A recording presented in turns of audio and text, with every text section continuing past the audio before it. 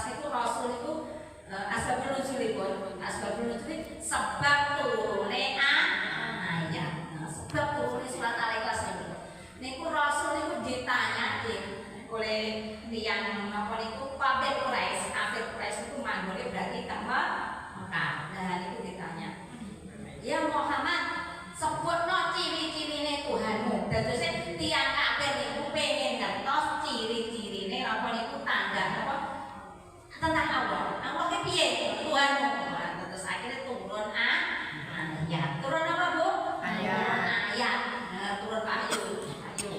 Terus akhirnya turunnya kul huwallahu ahad. Hai Muhammad, katakan Allah niku Esa. Allah Esa berarti Allah niku satu. Bener nggih, Bu? Nek Allah niku wis sapa siji, mungkin ra tukaran ya, Bu. Kita tiyang nyopir nuwun sewu. Pomo sing sopire niku loro nek kita kan pripun nak rebutan ya, Bu.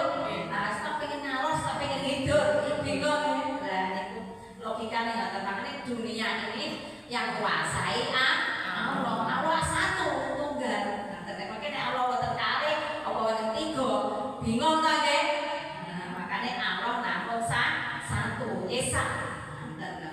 Terus Allahu Somad, Allah niku tempate mohon pertolongan, tempat bergantung. Terus nek kita niku ndonga kena masalah napa mawon, nuwun sewu. Nek kita Allahu Somad, Allahu Somad niku perlu masuk, kita masuk ning ati pikiran.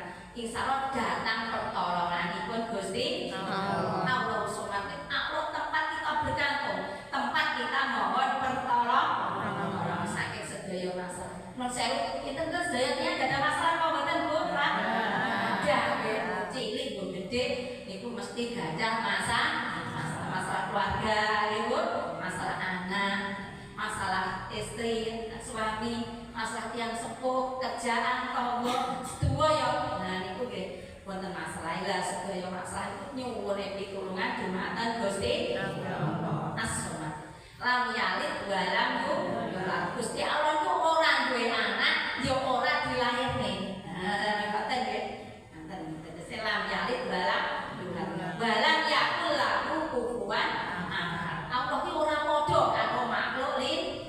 Dadi mengkene kita maca kulhu nggih, napa kita pas zaman itu dalam arti terjemahane nek Allah niku satu Esa.